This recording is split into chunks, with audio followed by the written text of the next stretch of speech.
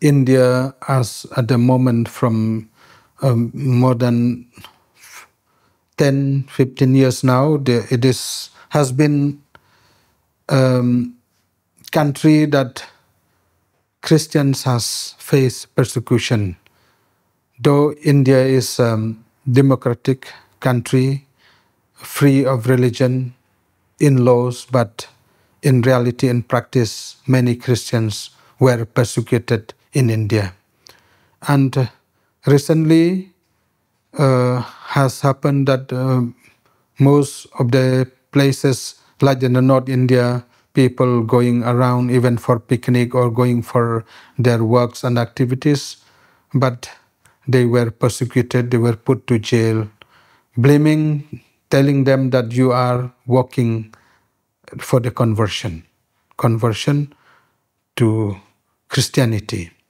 In reality, as Catholics, we are not doing directly like that. The people themselves become Catholics or embrace our faith. But their idea and their main persecution is not only that, but they hate us, helping the poor people to become better. Because the work of the church is to raise up people, to help the poor, the suffering, and to give them education, and to be people living as human beings here in the world. The right wings of the Hindu in India, they don't like that. They want that those who are poor, they remain poor because they have the caste system in India. That's why those who are the Brahmins, that mean the high caste, should remain high caste, and those who are low caste, they should remain low caste. So our Catholics, our people, we as missionaries, we cannot remain without helping the people, because Jesus has come to raise up the poor, the suffering, the sick.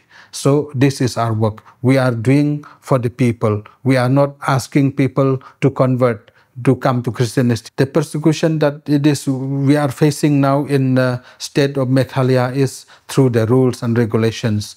They are tightening up us, that whatever we help from one another parts to another place, we are not able to help because they threaten us, and many were put to jail because of the anti-conversion law they have introduced, and many priests and religious, they were put to prison accusing that. Now we cannot baptize people recently because they blame us on that way. So if baptism comes, also we have to ask them to declare that they by themselves want to become Catholics, they want to receive baptism, and they have to get the declaration permission from the government and from the people, so that those who are in authority, then they will not be able to persecute them, and they persecute us.